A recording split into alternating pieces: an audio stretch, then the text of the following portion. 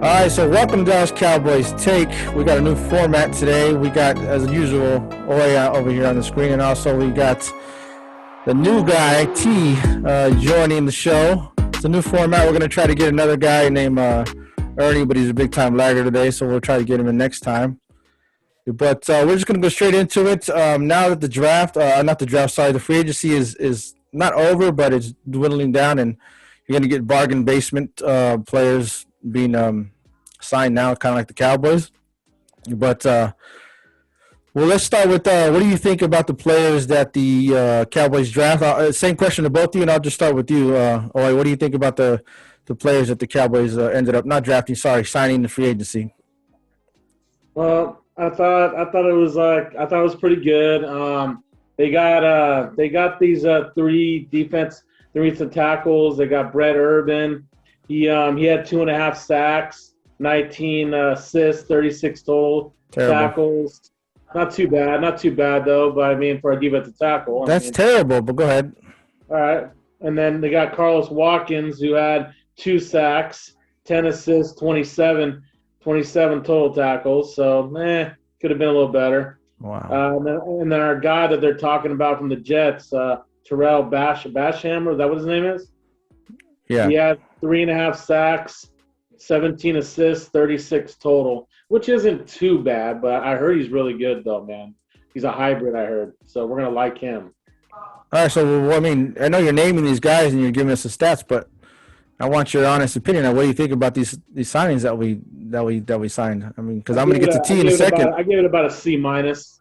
I didn't ask for a grade. I want because I was going to ask for a grade in my next question. But what's your because there's more. We got Curtis, we got Neal, we got Kazee, we got more players that we signed. What do you think about? I know you were saying that Neal was okay, but I mean you got to admit though. I mean he did have over 100 tackles last year. I mean he was healthy last year. I mean I know he's not really a sack guy, but he had 24 assists, 100 total tackles. I mean, he was finally healthy a little bit. I know the last other years he didn't have shit because he was hurt, but I think he's going to step in fine for Thomas leaving us, and he can definitely step in that outside linebacker role. And then with Van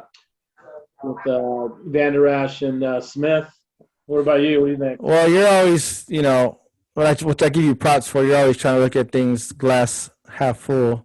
But sometimes you got to be real. So I'm going to go to T. The same question to you. What do you think about the players that we signed in free agency? Well, the entire scope of the free agency, I'm going to include that we signed Dak Prescott. Huge. We have our quarterback. Did we overpay? Yes. And for that reason, not the best. It's the best signing for us at quarterbacks. There's no better quarterbacks out there free agency wise, and it's hard say that there's going to be a better quarterback in the draft because you never know how a rookie's going to come out. So good pickup for getting Dak back here for the next 4 years. Overpaid a little bit. We brought Jordan Lewis back. That gives us a solid slot corner and somebody who can maybe even compete on the outside with Anthony Brown. We'll see who steps up between those two guys coming back. We didn't sign any cornerbacks at free agency. I think that's a sign of things to come in the draft. Keanu Neal and Kazee, the safeties from Atlanta. They're talking about putting Neal at linebacker, which we do have a void there now. He's had over 100 tackles 3 out of 4 years. I think it's a solid pickup. It's a 1-year deal. It's nothing too committal on Dallas's part, but he made the Pro Bowl 1 year. So if he comes out like that, then it turns out to be a solid pickup. Obviously, there's some injury issues, but who doesn't have injury issues in the NFL these days? I think is a solid pickup. I think he's more suited for a 3-4 defense on the edge. He's going to be transitioning just to a hand-in-the-ground defensive end. We'll see how that turns out. There was a lot of hype coming out of college with him, but he hasn't really shown that in the NFL yet. Watkins, wasted signing. He's trash. Right. Yep.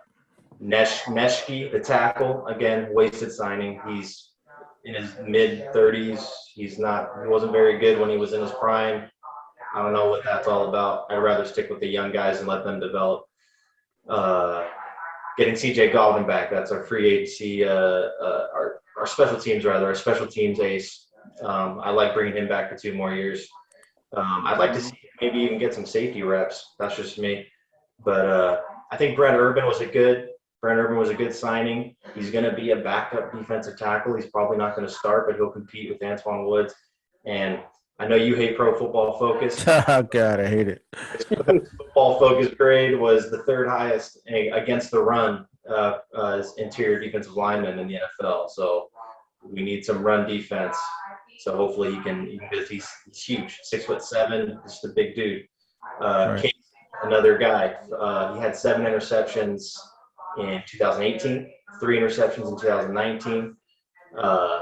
We need a guy who can go get the ball, and he's going to compete for the starting free safety spot. I don't know if they're going to go after Hooker or any of these other dudes, but if he can ball hawk like he did in Atlanta a couple years ago, obviously he's dealing with injuries last year, and we can use those interceptions. Interceptions aren't the tell-all of a defensive back. Obviously, there's pass coverage rate, success rate. Is he going to stop the ball from getting over his head? Is he going to make tackles? Is he going to not commit penalties? There's other things that go into being a good safety, but getting 10 interceptions in 2 seasons is really, really good. Jaron Kearse, wasted signing. I think he's just a filler for the off season for training camp. Who knows if he makes the team? But overall, we filled some gaps, but we didn't answer any big questions as far as our roster goes. All right. Well, to before I get into these free agent signings that we got, it just reminds me, guys. It reminds me of last year. Excuse me. Last year when we signed all those players, we signed HaHa Clinton Dix, we signed Poe, we signed McCoy, right? Those guys were actually known names, and these are all unknown names. But what it reminds me of is that McCoy and Poe were part of, I think, the last against the run the year before when they were with Carolina. So now we went and picked up Kazee and Neal, which is last against the pass.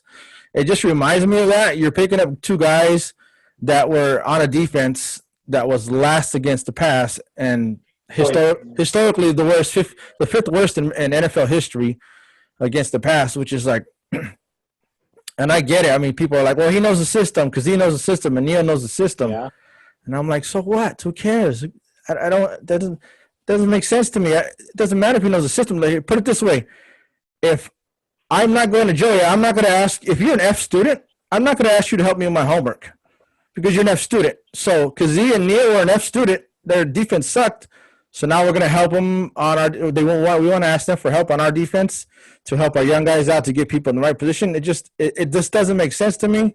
But I mean, it is what it is. It's a done deal. We got to root for them.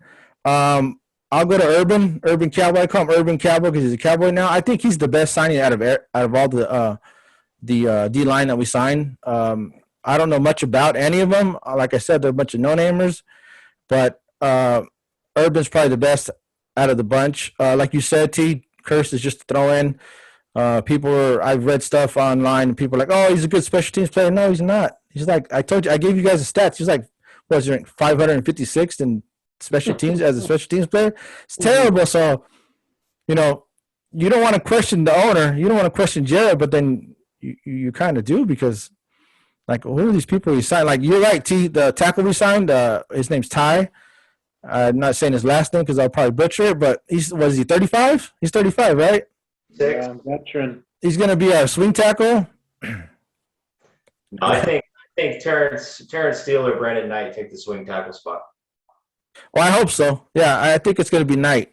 Because Steele, I mean, he was a rookie, and maybe he'll get better this year because you only get better up throughout the years. But I think Knight will be better suited for that because Steele he had to start for a while. And it's good that he did start because he got those reps and he got valuable experience out there. But I got to go with Knight. Knight started 9 games at left tackle. Steele started 14 at right tackle. Right. And I want to give Kazee the benefit of the doubt because I know he had he did have 10 INTs in 2 seasons. And we do need a ball hawking safety that can go and get the ball. We do have our other safety. Why is it? Wilson. Yeah, Wilson. That he's more like he's a hitter. So I think Dan Quinn's he's trying to get Wilson as a Cam Chancellor type. The Cam Chandler type guy. Yeah, You think? yeah. I think he's going to use him as a Cam Chancellor type. Well, we'll see how that works. But none of these guys, and I'm not going to go through all the names and stats like Joey did because they're all pretty much garbage to me. But we'll see. I want to give him the benefit of the doubt. But I think it's bargain, basement bargain. It's just that's what it was, dude. It's bargains. Yeah. And With the money we have, that's all we can get for all the money we got right now. I get it, and we're gonna get into that in a bit because Dak's contract took a lot of that money, and I know you're gonna say, especially you, Joe, oh, Dak is only counting for $22.2 million against the cap this year, but exactly. Jared's a businessman. He's thinking about next year and the year after, and when we restructured all these contracts, he's got to think ahead. So that's what he's doing. That's what you get, right, T? That's what you get when you sign Dak to a big time contract like that. That's what's gonna happen. You overpay a quarterback, you don't have money for other things. Exactly. So and then we're gonna get to so I'm gonna go to T first. If you had to put an overall grade on the free agency for the Cowboys, and I mean you're gonna add Dak in there because obviously Dak was a free agent. What would your overall grade be for the Cowboys? Signing Dak and getting Lewis back, I give us a C plus, and I've actually even brought that down from my notes. Just from the discussion we've had, I brought it down. I even put a B minus because of Dak and Lewis. And then the fact that we filled some of these gaps, we didn't answer any questions. Like, we didn't answer any questions at safety. We should still probably draft the safety. We didn't answer any questions at the D-line. We should still probably draft multiple D-line then. So that being said, probably a C because the gaps are filled, but we didn't do anything to make any kind of splash to actually improve our team other than getting Dak and Lewis back. So probably a C. If we didn't get Dak and Lewis, definitely a D. All the newcomers, probably a D with Brent Urban being the only kind of bright spot. So I'm with you on that T also because I had the same thing too. I had it as a C plus because of that Dak signing too. That's after everything. I agree with that C plus. So you guys like Jordan Lewis? Yeah, I'm going okay with that. He pissed me off with that unnecessary headbutt that cost us, some momentum and 15 yards and an automatic first down. Yeah. Pissed me off. I was ready to cut him right there. He's an energy corner though. He's an energy guy. He's pretty solid in the slot. Hopefully Dan Quinn can keep his head on straight. Yeah. So if money wasn't involved and you guys had a chance to keep in either Awuzie or Jordan Lewis, who would you rather have? If without money involved, Awuzie. Yeah, I do go with Awuzie also. Yeah, same here. But Awuzie got paid way too much, so I understood. I understood why we couldn't keep the guy. It was terrible. So before this is not counting the draft that's coming up. My next question, you guys, and I'll start with you, Ole. Really, let me give you my grade first. My grade's a C minus, almost a D. So I'm gonna give it a C minus. Our offseason last year I thought was better as far as the free agency went, and I think a lot of it had to do with Mike Nolan, and we got rid of all these free agents that we picked up. We got rid of them because they didn't mesh well with Mike Nolan, and basically these veterans were like, hey, this defense you're running is too complicated. It's not going to work. And then Jared decided to side with Mike Nolan, and we got rid of those free agents. I thought last year we had a better offseason, but I mean that's last year, and that's the past. But I'm going to give it a C minus just so I can. I don't want just so I can be a little optimistic about it. But question you, Roy, did in all honesty, did the Cowboys, besides the draft, because the draft's coming out, and I'm going to ask you the same question after the draft, but did we get better? Did the Cowboys get better, in your opinion? Defensively or just overall? Everything? Overall. Did the Cowboys get better? They did I think they did at just one position, which is safety, which is what's his name we just signed from Atlanta. I know you're like skeptical about it, but hey, you still have that 10 interceptions, and he knows Quinn's a defense. I think that's a big reason why Quinn trusts him, and he thinks he's going to be that guy to let everyone know where they have to be at and everything. And I think that was probably the only thing we got better at a little bit. But other than that, nah, it's just below average. So answer the question: did we get better or not? Somewhat. Okay, so T, I'm gonna go to you At least say that. Somewhat. because T's reasonable. Somewhat T, better. same question to you, T. What did the Cowboys get any better? Come on, T. We got better at safety. You got to admit that. So if I'm putting KZ kind of in the same book as Woods. probably about the same level as who was our garbage safety last year, whom I hate. What's his name? Who was our free safety last year? What was Woods and It was Woods. Woods. Yeah, Xavier Woods. I'm glad that guy's gone. KZ's probably at the same level as a Woods as far as Pro Football Focus grades. KZ God, you go again with that damn grade. KZ has the interceptions. Did we get better in the pass coverage? I don't think so because we lost Awuzie. I will say if Brent Urban is everything that Pro Football Focus says he is, the third best run stopper, then we may have improved in our run defense slightly. Overall, are the Cowboys going to be better than 8-8 or 7-9, 9-7 just with these free agent signings? No. Dak Prescott coming back will get us hopefully a stronger offense. But we saw what the offense did last year with him. It killed it, but the defense was still terrible, and we should have been 0-4 had not been for a very lucky onside kick. Yeah. So, do we get more wins from this free agency class? No. But does our run defense maybe slightly get better? I think so. It can't get worse. I mean, it was so bad last year. I don't think it can get worse. Right. I'm going to give it a wash. I don't think we got worse. I don't think we got better because we did lose Awuzie and we did lose Aldis Smith, which I thought if he wasn't such a head case, give him another year. I mean, he had 5 sacks for us. Give him another year, he's going to have probably 8 to 10 sacks for us. We lost those 2 guys. The reason why I'm going to give it a wash is because we're getting guys healthy now. So I don't think we got better. But the point is, in the offseason, we're supposed to get better, right? Yes. We didn't do that.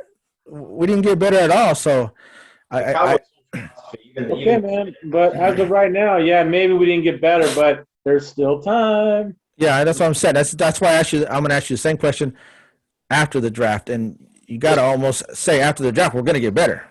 The whole Cowboys philosophy of free agency is like instead of making these splash moves like the Giants and the Redskins have made splash moves to make their team better with 1 or 2 players, the Cowboys are just trying to fill gaps versus making. I would have enjoyed half the amount of signings, but with players who were actually going to make our team better. Right. So filling gaps. But if we had a tons of cap space, you know damn well Jerry would be making a splash. Yeah, but we had enough cap space to get 2 good players, didn't we? We didn't do that. We didn't do that. I know there's KJ Wright is still out there, and the word is he wants to be a Cowboy, one of his dream teams. We'll see if that happens. You saw the article on Bleacher today? Well, I saw it yesterday, but yeah. Okay. So the last time we won a Super Bowl, NFC Championship, was in '95.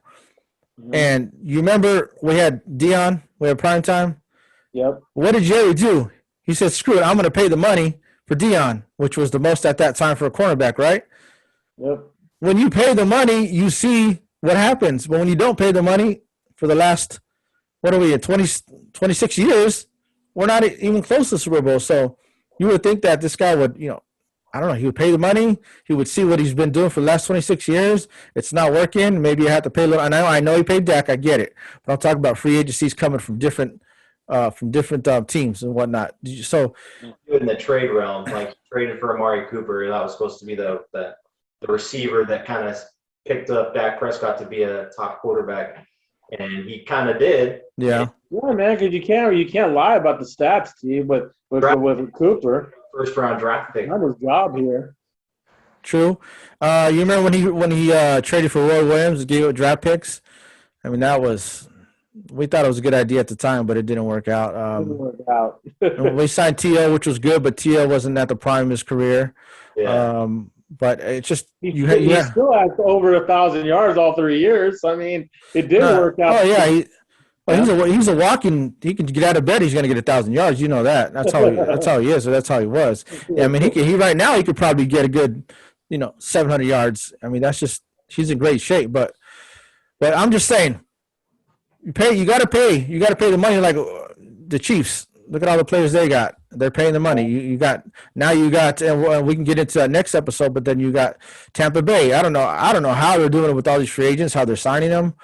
They're probably it's almost like they're doing something illegal that we don't know about, but they're able to sign all these players. I don't get it, but you have to pay to get to that championship, and Jerry's not doing it. Since 2016, Jerry hasn't paid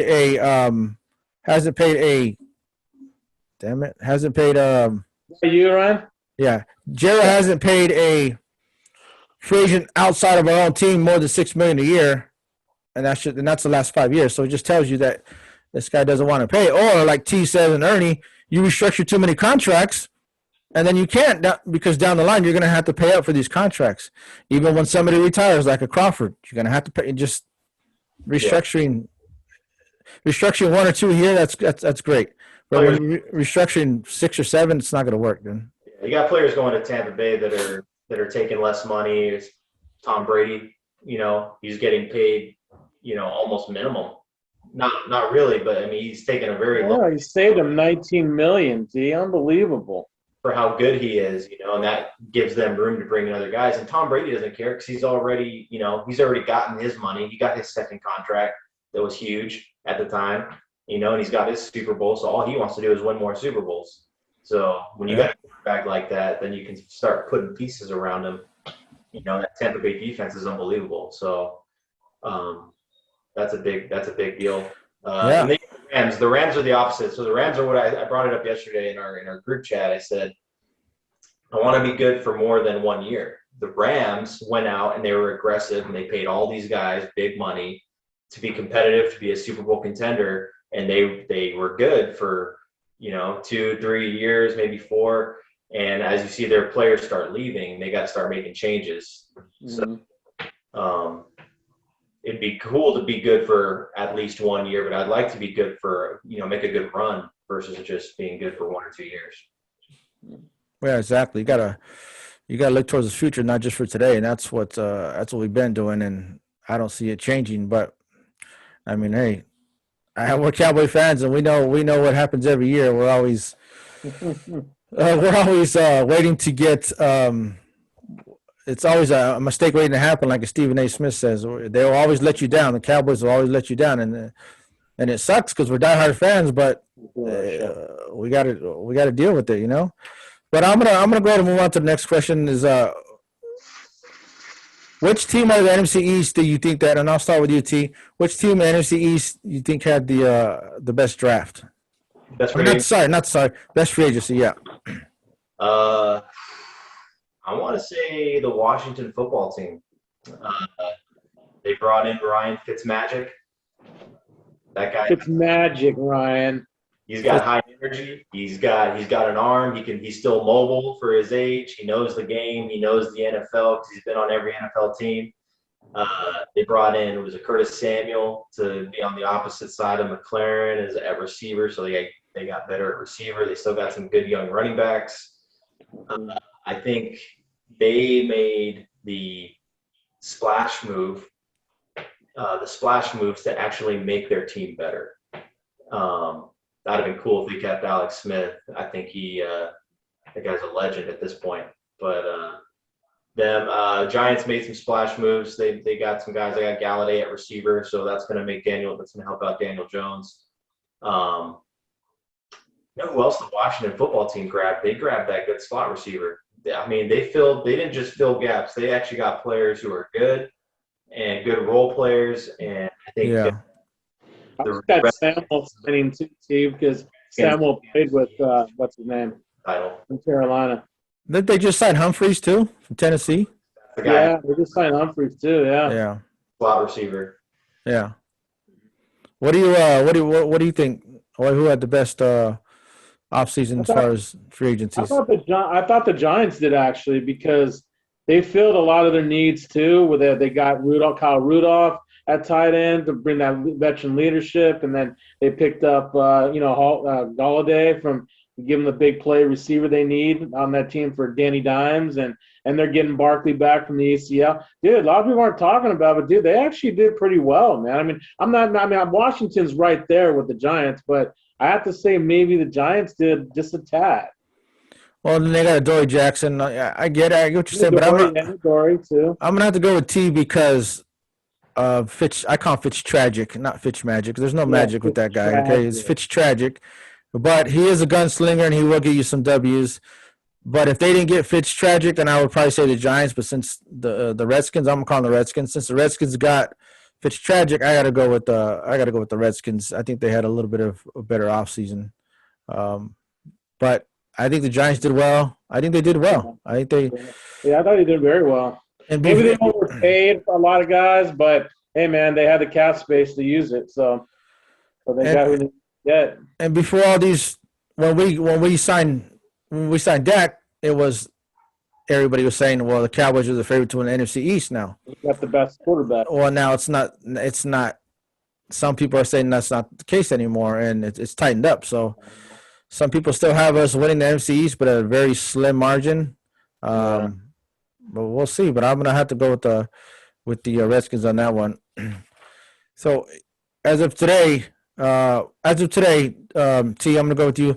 As of today, before the draft, who wins the NFC East? I got a slash mark on my notepad here. That slash is between Dallas and Washington. At the end of the day, it's going to come down to who's going to play defense better. I think, like you said, Fitzmagic is going to sling the ball around and get you some W's. Prescott and the Cowboys might have the number one offense in the NFL, like they did 2 years ago. But when the defense is as bad as it was last year, you're going to still be 0-4, probably lose if you lose to Atlanta or 8-8 from 2 years ago. It's not going to be enough. Washington plays a little better defense. Throw in Fitzmagic, a couple of receivers, running backs. They're a younger team that's getting better. Our offensive line is starting to age. Our defense is still a really big question mark that they haven't really addressed yet.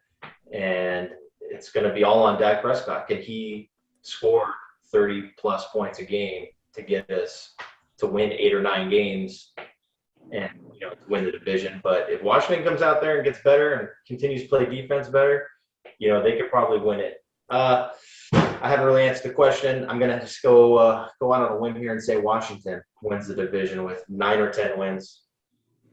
Okay, what about you, Roy? I'm with the T on that one too. I think as of right now, Washington just a little tad better than us on defense, a lot better, and then.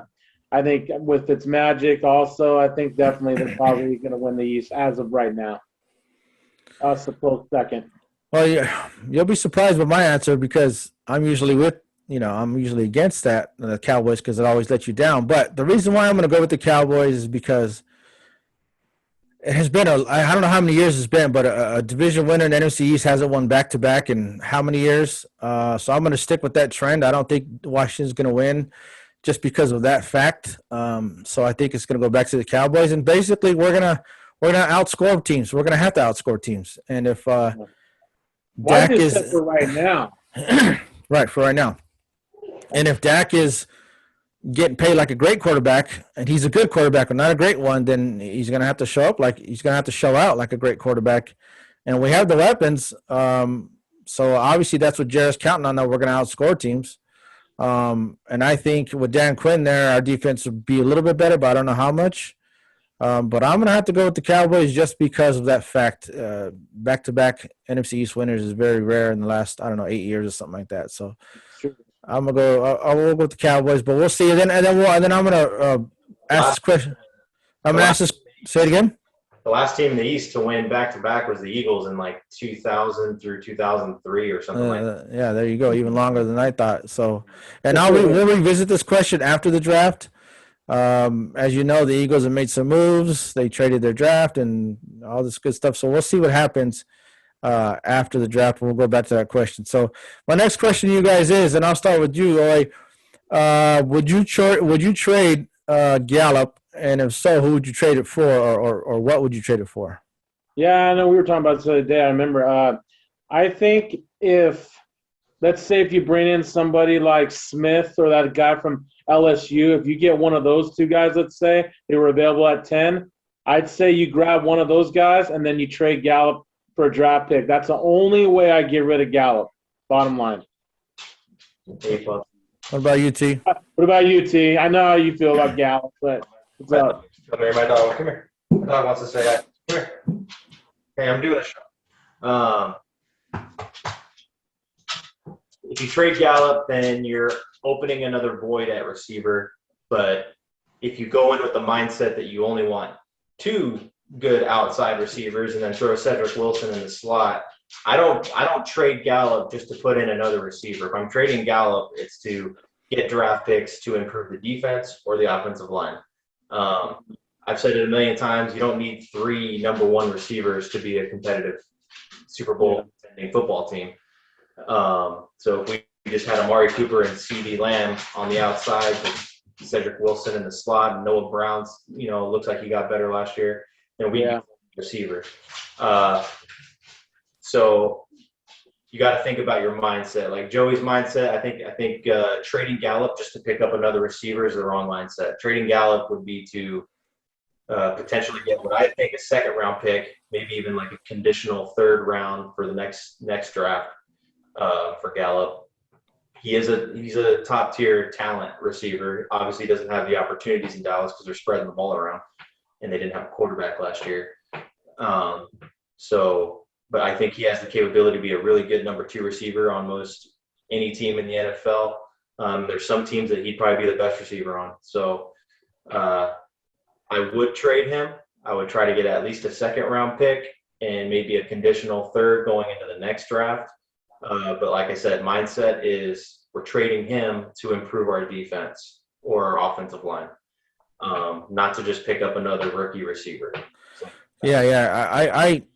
I know what Joey's saying. I know what you're saying always, because what you're thinking is I wouldn't do it, but I know what you're thinking. If we got Chase from LSU and we traded Gallup for a second rounder, now you have Chase, but you don't have to pay Chase for another 4 or 5 years. Exactly. I know what you're saying. I know what you're saying about that, and I get it but then you got to think about around the same time you're going to have to pay Chase and CeeDee Lamb, and that's not going to work. They're both going to want big time money. So I get what you're saying. I wouldn't trade it because then you're going to have to trade your number 10 pick probably for Chase, and we don't need Chase right now. We need defense or O-line, like that guy from Oregon or Slater from Northwestern. But Patrick Surtain, we need Surtain. We want Surtain. We need Surtain. But if he's not there, then we can go O-line. So I'm with T here. We can't trade.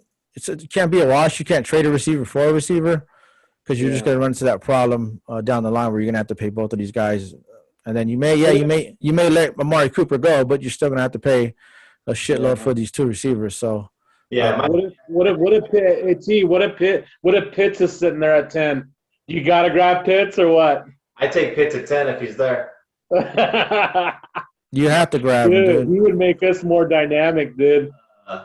Going back to Gallup, I wouldn't trade him. He's got the continuity with the offense with Dak, and he's a good receiver. And I think if you're going into next year and you have all 3 of these receivers still, which one can you trade for the best draft pick? Could we possibly keep Gallup and Lamb and trade Cooper? Something to think about. So keep him now. You have him for this year. You have 3 really good receivers going into the season. You got Dak Prescott coming off an injury. Who knows how his feet are going to be in the pocket, happy feet after the injury. So he's going to be protecting himself. So you want him to have as many comfortable, known receivers as possible going into this season. And I would keep Gallup this year. All right. So bonus question. I already know the answer for you. Would you be happy if we signed Earl Thomas? Yes. I know you don't want to, T, but T, he's the alpha dog, bro. He knows that defense, the back of his head. He knows Quinn. He'll put everyone where they need to be. And he'd be the fucking great sign, T, even now. Come on, T. I think he would make the defense better. I think he would be a Band-Aid pick because I don't think you're going to give him a long-term contract.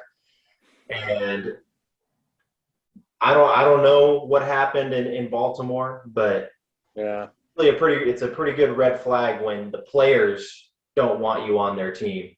It's one thing if the coaches don't want you or if you don't get along with the GM or the owner or whatever, but when the players don't want you, the players usually have each other's back. So Yeah, that's true. him in a locker room and you're trying to have a cohesive locker room of a group of guys, it's one team, and then he comes in here, now you got, all these guys are on Thomas's side and all these guys are on, the Cowboys side, and divided locker room.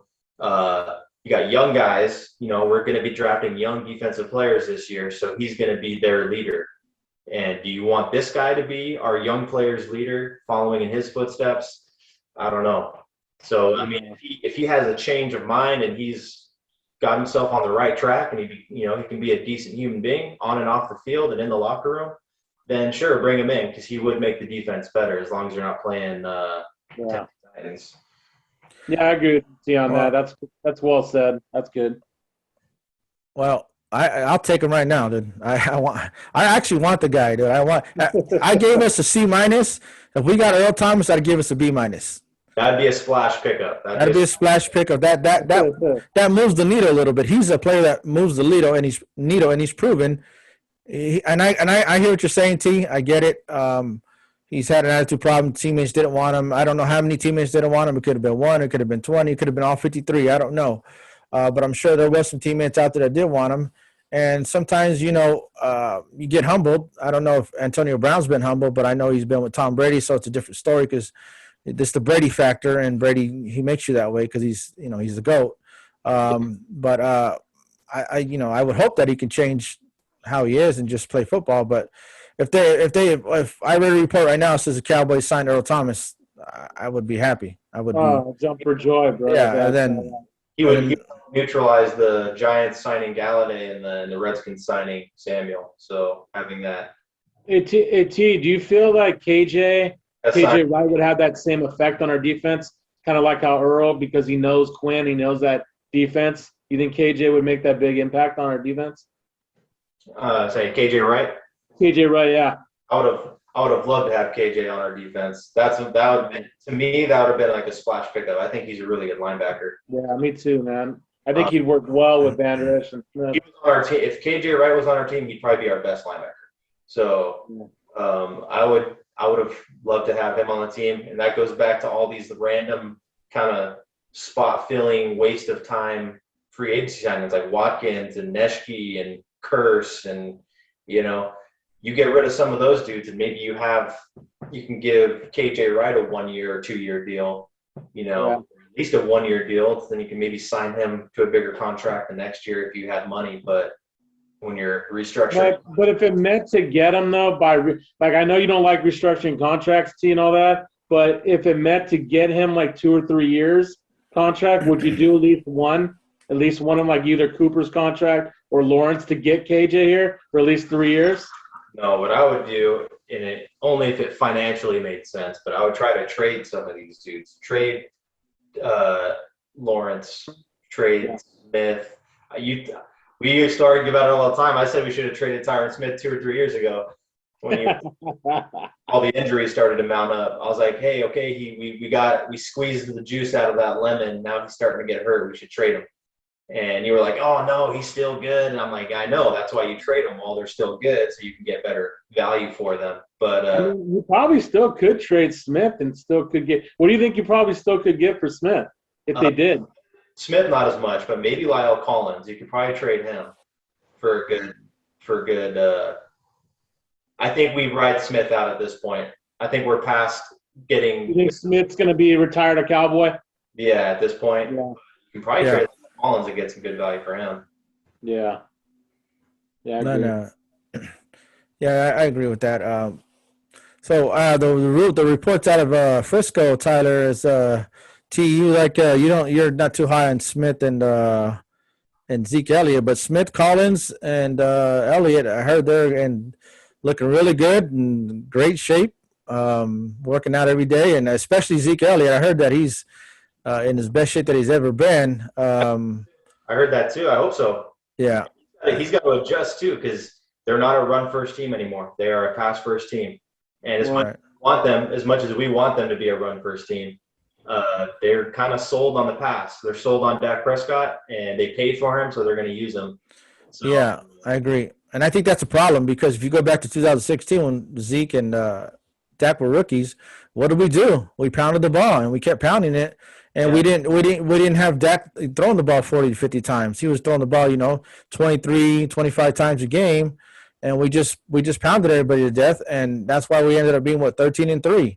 And that's the recipe for. I think the recipe for the Cowboys what it should be. But you're right, T. We signed Dak all this money not to just hand the ball off, and we got these great receivers that we have not to just hand the ball off to Zeke. So it's going to be a pass-happy team, a pass-first team before it's a run, and I think that's where we're going wrong. But I mean, what can we do now? I know we had to take CeeDee Lamb. He was number 17 last year. I get it. It's a talent you had to take. They're at 10. You got to take him. Exactly. Pitts is there. You have to. It's crazy. You have to take him. And I was telling Ole the other day, I was like, I kind of hope that Pitts is not there at 10 because you don't want to have to make that decision. You know what? If somebody takes him before us, good. We don't have to make that decision because if it comes up he's available at 10 and you don't take him, I don't know. Or if he's there and you do take him, but you could have had Surtain, and Surtain ends up being like a Jalen Ramsey. And you're like, you're damned if you do, damned if you don't. So it's better like if he's not even there at 10. Ryan, do you really feel like Pitts is going to be like another Gronk or another Kelsey? Is he this guy really that great, that high? Dude, what did he clock on the 40, T? Do you remember? I think it was like 4. I don't know what it was. His 40 was fast, dude. It was receiver speed. Yeah. He's a receiver. And he's posing as a tight end. That's what he is. I mean, this guy – like a DK Metcalf. He's just a huge, big guy. He's really fast. Yeah, so is he a Gronk? No, he's not a Gronk because he's a lot faster than Gronk. A lot faster than Gronk. So I don't know who I would compare him to. That's the problem. He's that good that you don't even know who to compare him to. Yeah, it's he'll be in a league of his own at the tight end position. Right. Now, I haven't watched much film on him. The film I did see on him is much, as they always do, they always give you the highlights. I don't know if the guy is a good blocker. Do you know, T? Do you know can he block? I'm not, because you have to block as a tight end, so I'm not sure. About him, all I've heard about him is the hype, and the hype is that he's going to have the receiving skills of any of the great receiving tight ends in the past, and he's just a big dude, and he can get to the second level. I've heard that he can get to the second level in the run game, and when you're that big, you can be taught how to block. Right. If you're big and that strong, you can be taught how to block. But the things you can't teach are those natural route running abilities. Hit the screen up, buddy. Speed, those natural hands, and the hype on him is true. And he's at 10. You got to take him. Yeah, he's a matchup nightmare because if he's out there, you're going to have most likely a linebacker or a safety is going to be guarding him. Or when you're in the nickel or dime, then it's going to be a slot corner. Yeah, you can't guard him. You just can't. Not with his height and his speed and his hands and his vertical. I mean, he's impossible to guard. So I agree, T. And Ryan, it's funny. Every mock I did the other day, God, every single time they got to me at 10, Surtain was not there. Every time it was always Pitts was always. Okay, so let me ask you guys this, and then we're gonna end it pretty soon because we've been pretty long.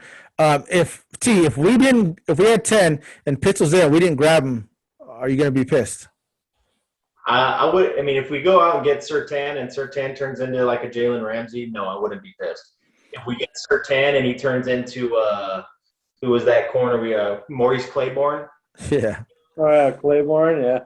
Get pissed. So on draft day though, if number 10 the Cowboys select Patrick Surtain, cornerback out of Alabama, instead of Pitts, are you on draft day and that second? Are you going to be pissed off about that? No, I won't be pissed.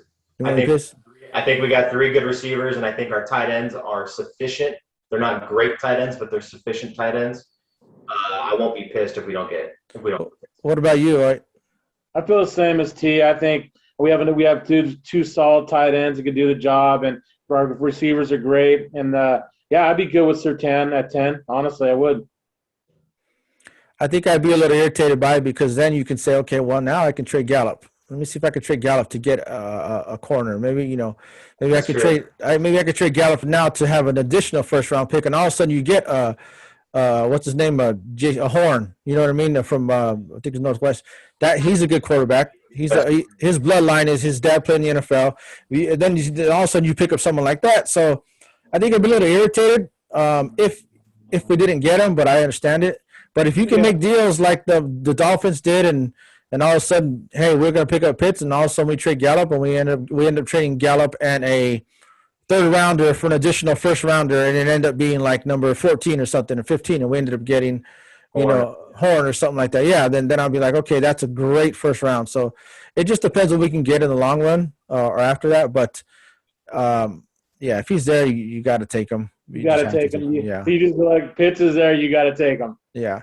So as free agency goes on and we sign KJ Wright, we sign Earl, which we should sign Earl T, but we'll see what happens. If we sign him, we'll get on the horn and we'll do another show. Next time we'll have Ernie involved in it, because I know he's got a lot of knowledge, and we got he has a lot of insight of the Cowboys, just like we all do. So yeah, and so we'll get into that as the free agency goes along.